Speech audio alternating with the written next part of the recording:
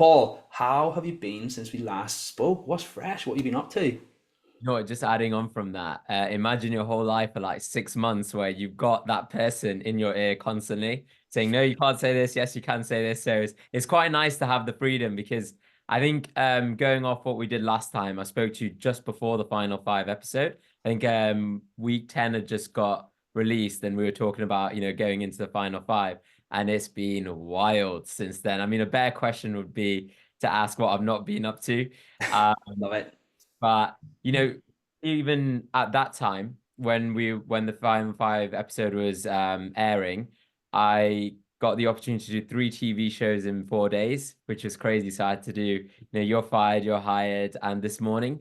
And it's funny because last year only the two finalists got to go in This Morning. And my mom, she loves This Morning. Like she lives and dies by This Morning. It's like a religion to her. So I remember when I was in that position in those final moments. And weirdly enough, one of the thoughts that was going through my mind is like, oh, my mom's gonna be so pissed off. I'm not gonna get to go on this morning.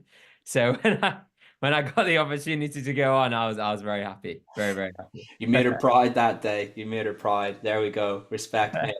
Respect. Awesome. So, what have you not been up to is a better question. Well, I mean, I'll tell you one thing I saw on Hmm. your Instagram. It's interesting, right? Maybe one thing I saw on your Instagram, you've got a range of party clothes for, maybe you could describe it better than me, party clothes, and I saw reels and things along those lines. Is that right? Yeah, or formal wear? Yes. Essentially, what happened was I'll go in chronological order. So Yeah, that's probably a good way to start. Yeah. Yeah. So we obviously Final Five. Those last moments happen that I know that we're going to speak about at some point. But then got to go on the TV shows. I got to go to the NRTAs, which was amazing. So that's the National Reality TV Awards, where The Apprentice won the best TV reality show of the UK, the first time ever in its history. And there we got to network with other kind of reality stars. So got to meet the Chasers, like Love Islanders, Traitors, all those guys. So I think for me, obviously I'm just a dentist, right? So, but being in that room full of these people that you watched regularly, it was quite a humbling moment. And it was nice just to be in that kind of crowd, really. Um, Played a celebrity football match with like ex-Premier League legends, YouTubers, and other reality TV show stars, which was crazy. So like the stadium was packed. We had our own kits, did the line out, everything. So that was a wonderful experience. What else I've been doing? Yeah, what you mentioned as well. So my PR agent managed to she was basically like, look, we need to get some like headshots, we need to get some up-to-date things. And there's this brand that's willing to pay and also allow us to use the headshots. So I got to do that with like a Love Islander and Verdi from The Apprentice as well, where we had really good fun with it. So I think it's just opened up so many new like opportunities for me, and I've been taking them with both hands. Wow, man. So it sounds like it's really been crazy since then. And it all started, like, here's the thing, when you start putting yourself out there, right? It's kind of like you appreciate how many more amazing opportunities come your way just purely because you're in the public eye. And it happens at every level, even before you're getting on the apprentice, even just doing content and things along those lines. Until you're it's only until when you're on the other side of it you actually really appreciate it, and it opens up so many doors. And it sounds like you've been on that journey as well. No, 100%. And I think one of the things that, what we were talking about before was the ability to network. I think networking is the most important ability that anyone can ever have because, well, funny story is, basically my cousin wanted to do a birthday in London and I was really stretched for time. It was like peak apprentice time. And I wasn't sure whether I was going to do it, but I thought, you know what? She's always been there for me. I want to come down. Let's go celebrate. And I was really struggling to get a PR agent at this time that would almost synergize or like synchronize with the values that I have in terms of with dentistry and also with not kind of doing things that would be against like my ethos, if that makes sense. Because I only want to do things that A, I want to do, and B, that will help me grow, right? And we were at this place, it's a random restaurant in London, and this lady comes up to me and she's a PR agent. She talked me through everything. She told me everything I wanted to hear. and she was a PR agent for a couple of other people that I know as well, really highly recommended. And that's when all these opportunities started coming my way. So if I didn't do that little bit of networking then a lot of those opportunities wouldn't have come my way. You know, I think there's a lot of validity in logic in just taking like 10 to 20% of your overall time and just talking to people, meeting random people and learning random things. Because to me, and the mindset I was once in, I was like, right, how can I work so unbelievably hard that I can take 100% of my time and channel it into dentistry or whatever it was that was preoccupying me at the time. And if you do that, that little 10%, which can sometimes yield the crazy opportunities you're missing out on. So now what I do, and it sounds like you might do something similar, I'm not sure. I actually purposefully take 10 to 20% of my time and just go and talk to random people, and Yeah. I network. mean, living in Dubai, that must be amazing, right?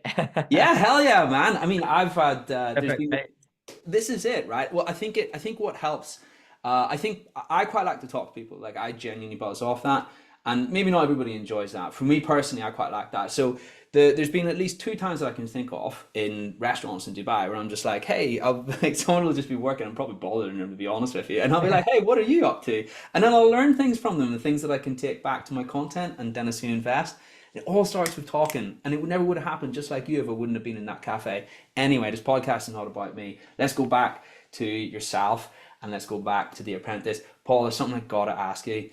Yeah, You know when you were in, and hopefully we can talk about this as yeah, much as you like now. You know when you're in that boardroom, yeah. and it was what was it? You were obviously there, so you'll remember it better than me. It was the final four, right?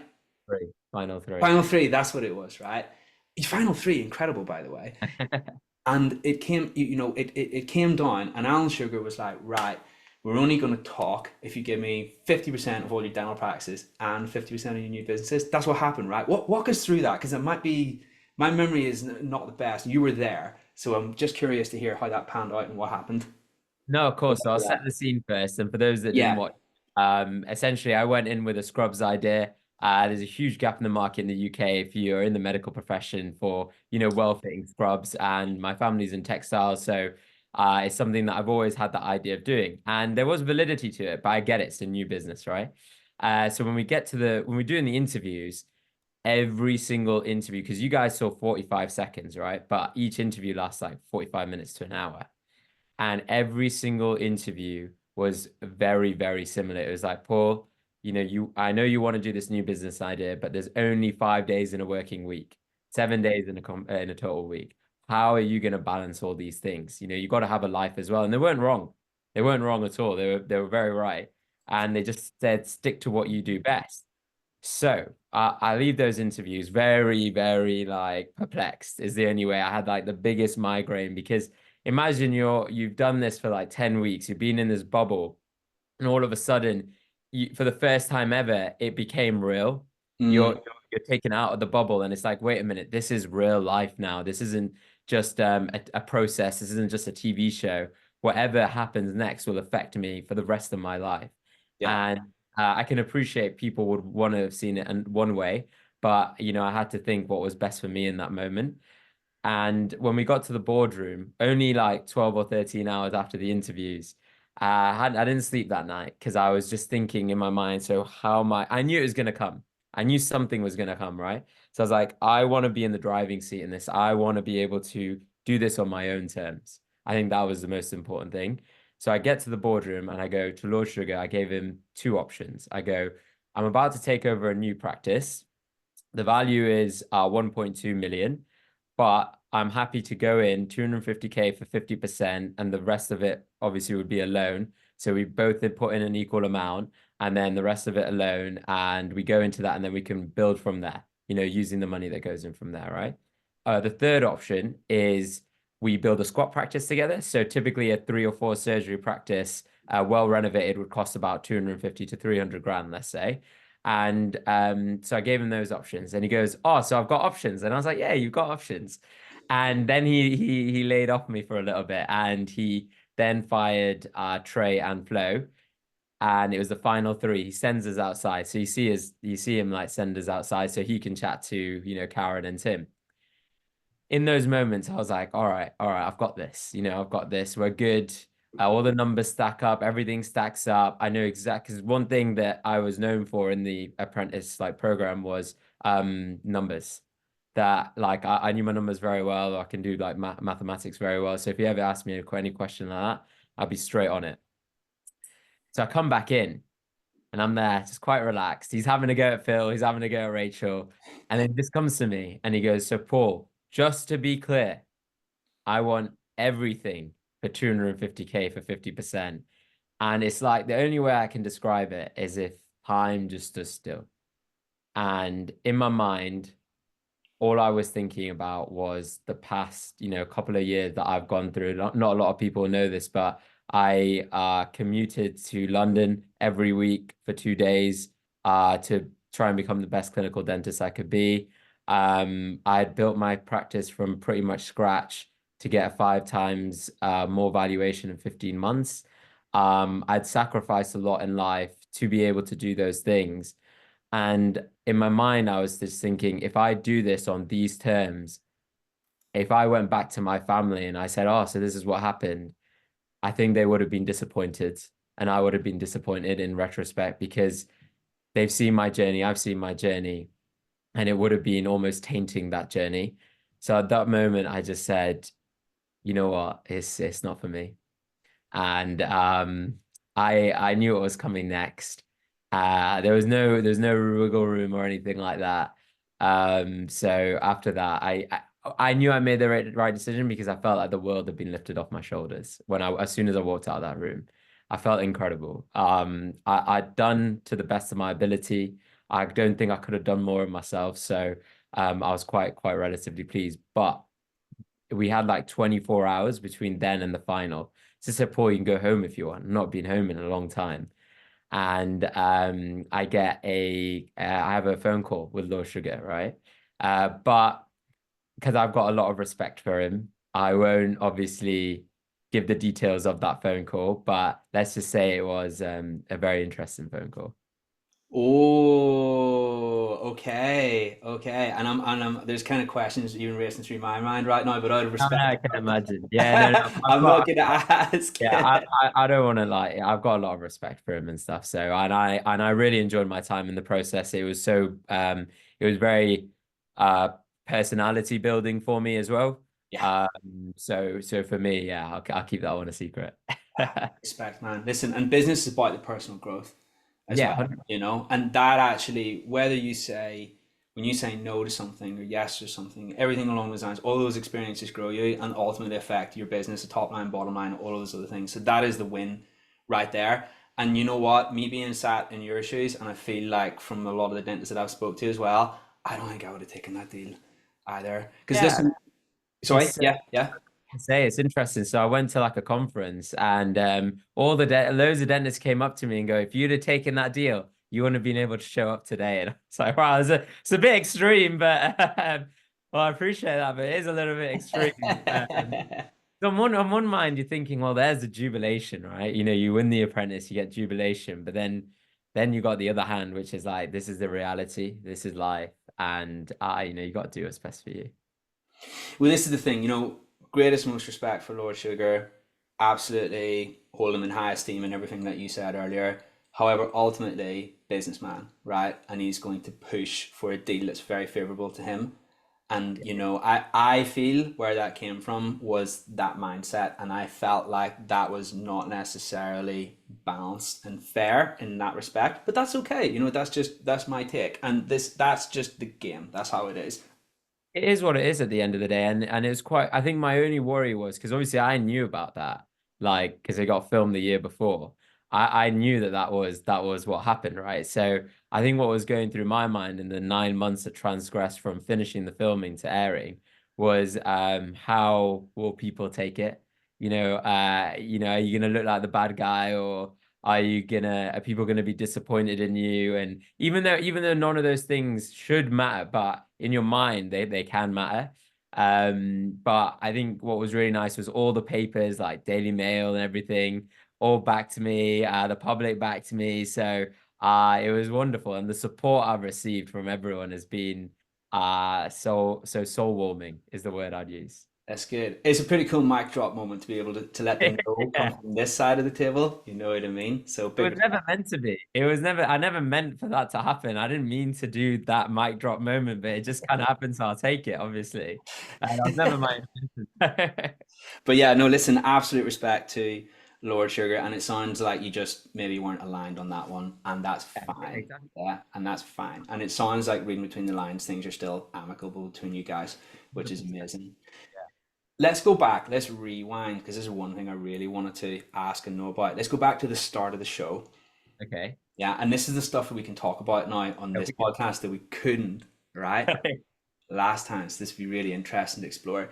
So I'm just interested because the one thing I've realized about TV in general and also The Apprentice is what you see doesn't actually fully explain the full dynamics of what's going on behind the scenes. Like you just see this quick fire edited thing, and in reality, it's shot over the course of like 3-4 days, and there's all this drama that doesn't come on the show.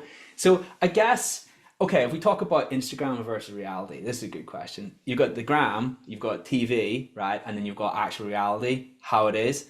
I'm interested from your experience directly of being on the show, what do you feel were the biggest shock moments for you where you were like, right, this is completely not how I expected it. This is completely different. They don't show this on the TV show versus what the public sees. I'm just curious to know.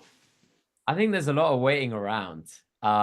There's a lot of like you'll do like your scene with someone, and then there's like a big break till you do everything. So everything you see is very linear, right? So it's like, all right, so we've done this, we've done A, now we're doing B, now we're doing C, and that's how it shows on the TV screen that it goes from A to B to C, right?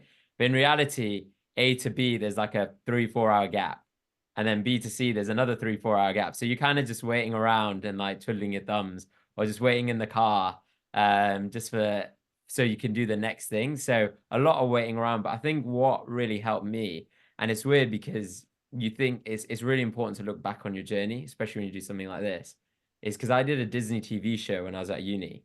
I don't know if you knew that. Filmed in the UK. I was just a supporting actor because they needed a body popper and I can body pop. And yeah, that's another thing. And then I got to go on for 4 episodes. But what that made me do was realize how TV and like how things are filmed, that when it's a set and you go on and you'll do like your scene and then there's like breaks, right? And then you chill for a bit and then you do another scene. Sometimes you need to redo a scene, like in Disney, that's what we did. So for me, I think I was very accustomed to what it would be like, so it wasn't too big of a shock. But for some of the other candidates, it was a massive shock, because there's so many things where you've got to, you're not just doing the task, the cameras are all on you as well, and you've got to make sure that you're always performing. Like you're always on task. Even when you're in the house, you're always on task. You're always performing because everything is watched. And listen, biggest respect to you guys because having been through somewhat similar process with Dennis Invest and making content, not to the same level, obviously. I hit stop hitting the record button and it's off. Speaking on camera is damn hard, man. It It, is tough, right? People, I didn't realize that. I have a newfound respect for news reporters the second I started making my own content because they just get up and they just freestyle, don't they? And the camera's just looking at them, It takes practice. And then I can only imagine that going to the next level whenever that camera is constantly on you. And of course, that's what makes TV. It's like, when you watch the show, it's like 60 minutes and someone has like full decorum for like 23 hours, 59 minutes of the day. And that one little minute, yeah. where the costume slips, that's what gets on TV. So you just got to watch out for that, right? Yeah, in apprentice terms, what the equivalent is let's say you're doing a pitch, and in the pitch you might do the most amazing pitch ever, and you stumble for like a second. Guess what's going to be shown is that stumble. So you got to be perfect. You just got to try and be perfect all the way through, and then yeah, there's the pressure of that. But I'm sure, like yourself, you revel in pressure, as do I. So I enjoyed that pressure. Yeah, there is part of me that feels that way, and there's a little affirmation that I use on that front, and I feel like there's a lot of time when we go through life, it's very easy for us to feel like the pressure is building up on top of us, and we're like, oh, why me? And if you just flip that around, words are powerful, and you say, try me instead, I'm like, yeah, let's go. Yeah, it gets me pumped. And I'm like, okay, actually, do you know what? I'm actually in the right place because I'm Hype feeling this yourself up. pressure. Yeah, yeah, you've got to be your own hype man, right? But yeah, anyway, okay, back to the show, back to the show. Okay, cool. So listen, we see the show, and listen, greatest respect to what you, I mean, it reiterates the fact that we should all have a huge amount of respect for everybody, all the contestants who are willing to put themselves out there, because it can go really well, and it can go damn not so well, man, and that content's up there forever. So big respect to everybody who's on the show. I'm curious, naturally, let's be real, the tasks, they're designed to make people do this a little bit. It's engineered into the show, right? And it happens. We're human beings. That's okay. And what I'm wanting to know is, were you guys able to, like, and listen, we definitely want to be respectful to everybody's on the show, and I'm sure it goes without saying, no names or anything along those lines. Did you find that people were very able to just box off their like personal relationships and what happened on the TV shows? Or was that really tough, or how did that look? I'm just curious, the dynamics in the house. We'll put it this way, we were obviously we had to have a few arguments in the boardroom and things like that. Things got a bit fiery, you feel like your life's on the line. That's the only way to describe it. Yeah. But we're all still really good friends. We're all really, really Wow, amazing, man. family for life. I think one thing that we were really good at, I don't know about previous seasons, but we were really good at whatever happens in the boardroom stays in the boardroom and leave it as that. When you go back to the house, that's it. It's a clean slate. You know, at the end of the day, we've all gone in there for ourselves. We are living together, we are developing friendships, but we've gone in there for ourselves. But I think a lot where our season was very different, which I was surprised because I'm a fan of the show, right? And when I used to watch the show, it was very argumentative, cut each other down. And that's something I was a bit scared of because that's just not I wouldn't say it's my natural personality, right? So I went in there with the mindset of, you don't need to clip anyone else's wings or you don't need to dim anyone else's light to make your own shine brighter. And quite a few people on my season had that mindset where we would lift each other up rather than bring each other down. Well, I think it's the best. I mean, there's a little bit of a lesson in there, not just for the TV show, but also live as well. Do you know what I mean? If you take, like, if someone has that mindset where they're trying to diminish others, I swear, if they just take that same energy that they use and just channel it into shining brighter, they wouldn't have to even think about pushing others away and making themselves appear better via that technique, because it would just be obvious. They'd be able to shine so bright that it was just clearly apparent. And I really think that's an amazing mindset. And it's actually very fortunate that everybody shared that on the Yeah, show we as were well. really lucky. I think that's what came across as well. And what's interesting as well is, for all, because I know probably the majority of your audience will be dentists, if I'm not mistaken, right? Yeah, yeah, definitely. I think we don't realize how lucky we are as a profession to have this sort of community that we have because obviously I was speaking to there were like accountants, recruitment consultants, doctors, pharmacists. No other profession is similar to ours where we've got this community that we try, well, 99%, right? Apart from Facebook groups, whatever. But if we exclude that out, right? Then we've got such a supportive community of each other, where we really lift each other up. We provide courses for each other to help each other to help each other develop both clinically and in life as well. Like my greatest mentors are dentists that have helped me in so many aspects of life.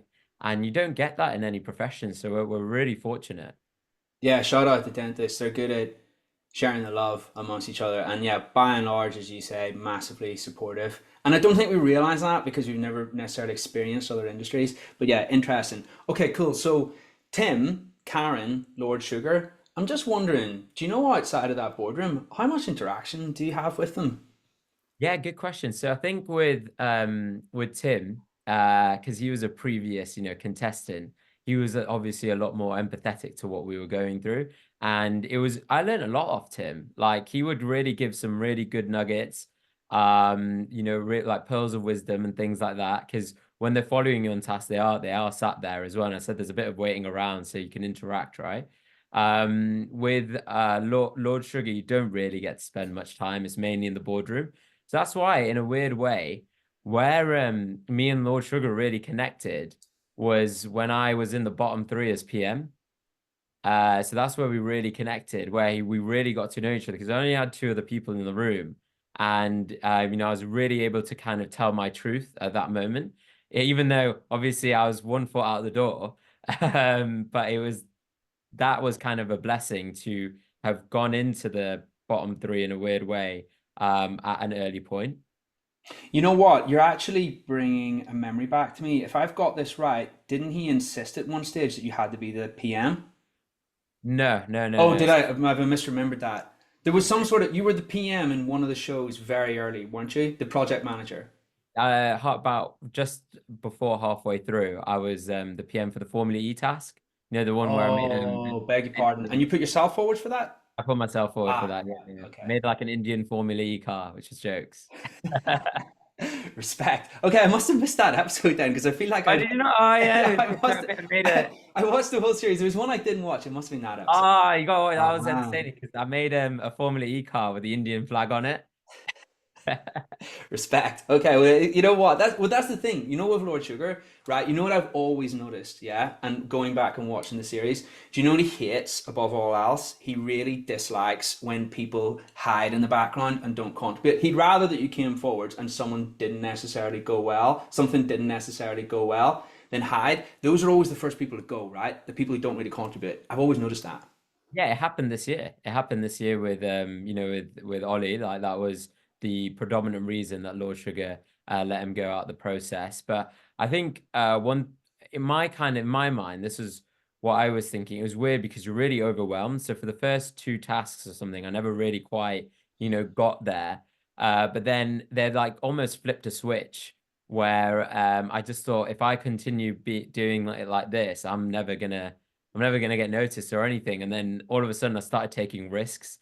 And even though some of them didn't pay off, it started getting his attention because they were calculated risks, right? There was, as long as you're taking a risk, but there's a thought process behind that risk, like a logical thought process, he likes that. If you're doing things just for the sake of doing it because you want to get attention or whatever, you can see right through it. Yeah, it's so true. I've always noticed that consistently. And that's the thing. I mean, put it like this. If Lord Sugar thinks it and he's done as well as he has, there must be something to that mindset. And that's what business is about, man. You just keep rolling the dice, just keep doing things that have a logical basis to it. And then eventually it's just an odds thing that something is gonna click.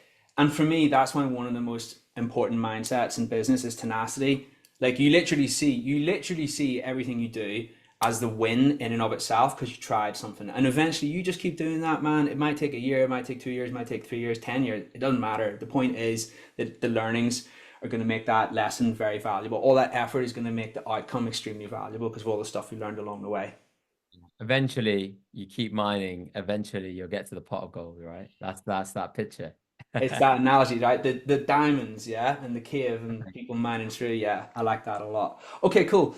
So that is behind the scenes on the show, and that's the stuff that people don't get to see necessarily. I'm just curious. We've talked about the show. We've talked about how it's affected your life insofar as your other business interests and things you've created around dentistry. What about dentistry itself? What are the ways that it's helped, and maybe some of the unexpected ways as well that you didn't really see coming?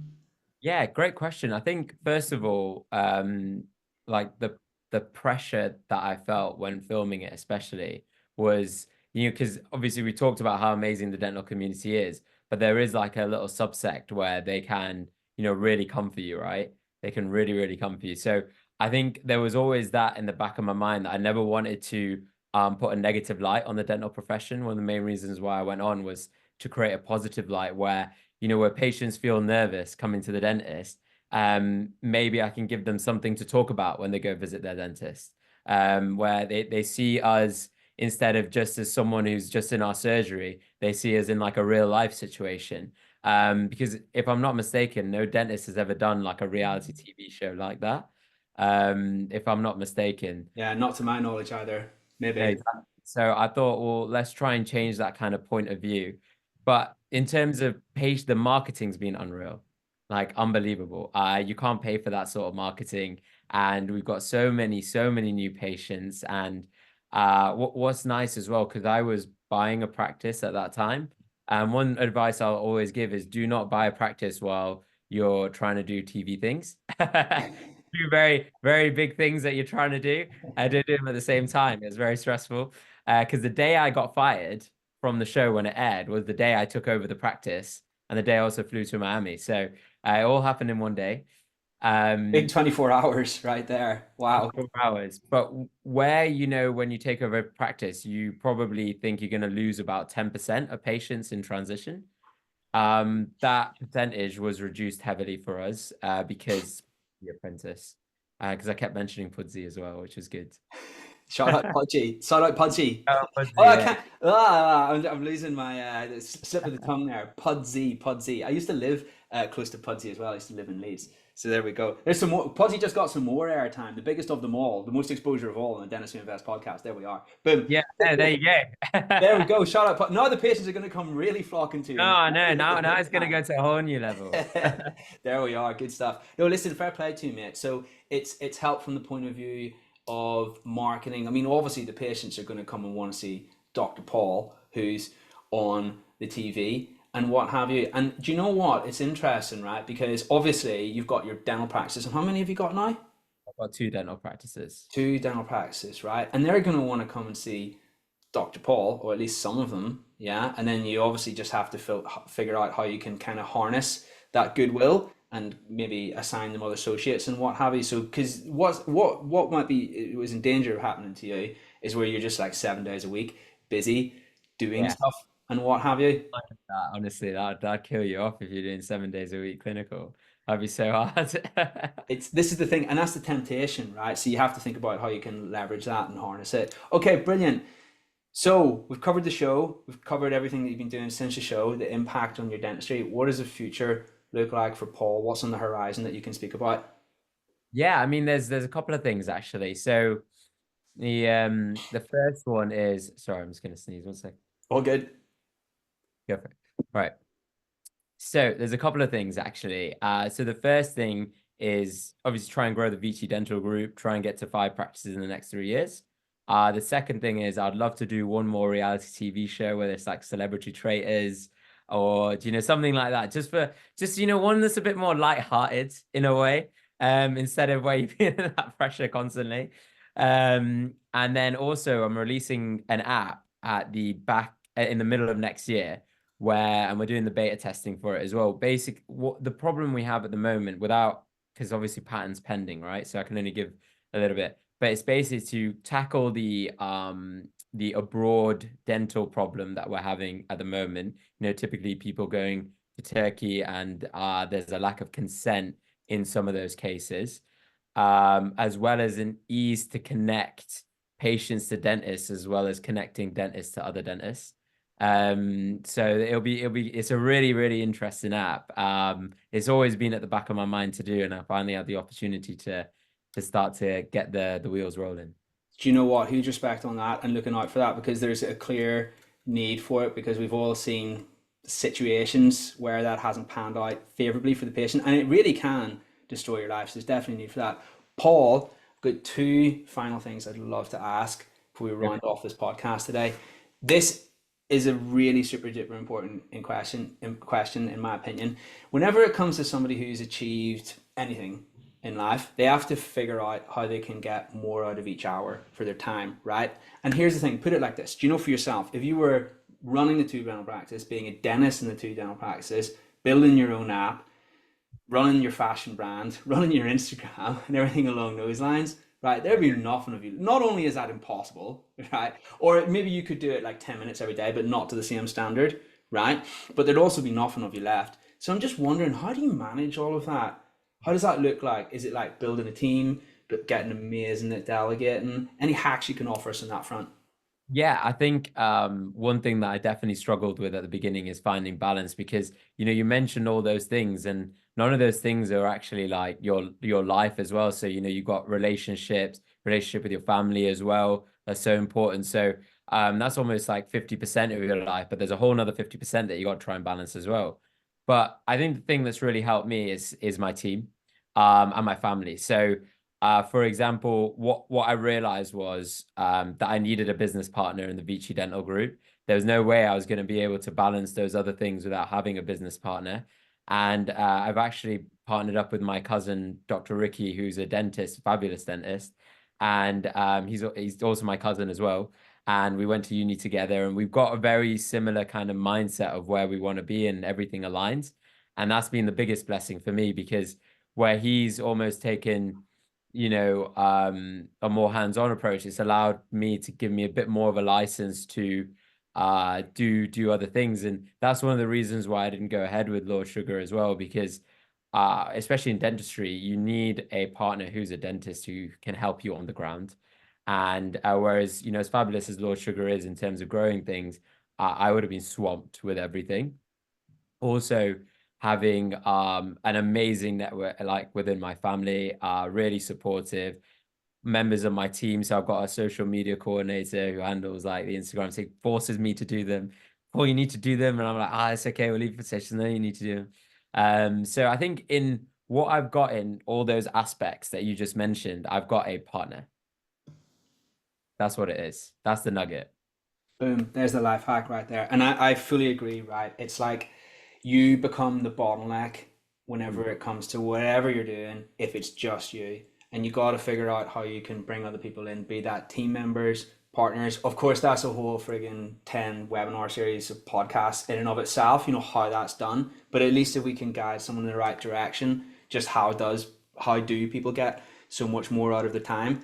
That's what we're looking for today, which is awesome. So thank you for that wisdom. Second thing, Paul, and this is a really lovely thing to wrap up on as well. Naturally, when it comes to success, a big part of success is stepping outside of your comfort zone. And there'll be our comfort zone, we can expand it, but we always form a new one at some degree. So let's say there's someone listening to this podcast and they were thinking to themselves, right, what is something that I can do in terms of getting myself out there more?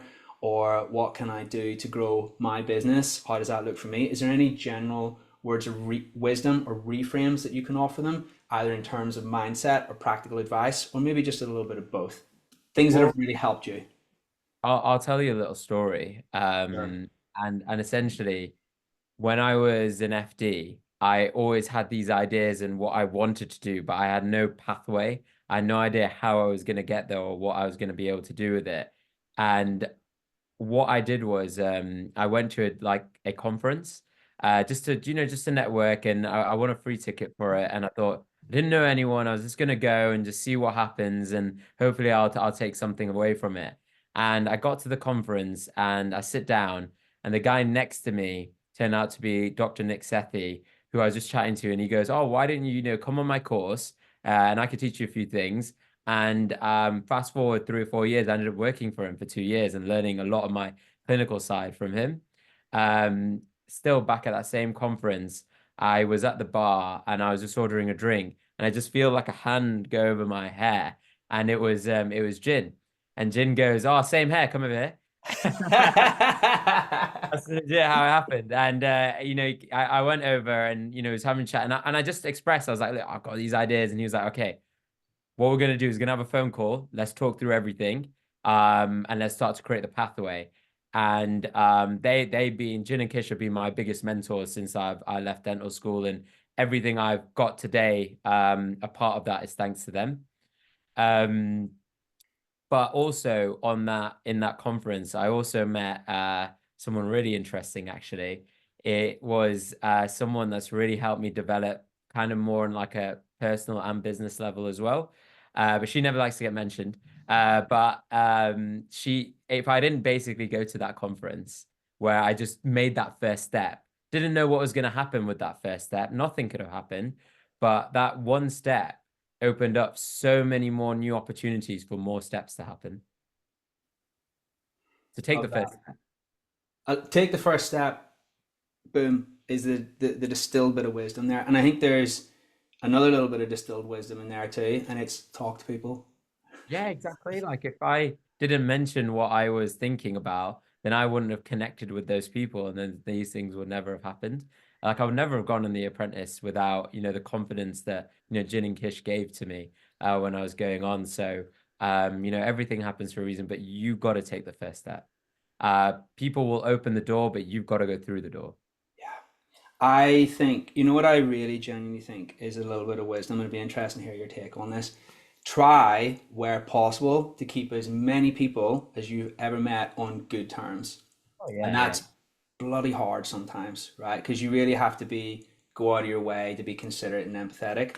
a lot. Listen, it's not always possible. You're always gonna there's that little subsection of people that the only way you can be in their life is if you're serving them and you're not getting a good deal. But that's like 1%, man. You know, Yeah. 99% of people, if you give them positive impression and keep them on good terms, then there's always scope that they can introduce you to someone, opportunities. In life, right? I think people make success really complicated. I think if you just do the basics, like speaking to people and networking extremely well, oh my God, man.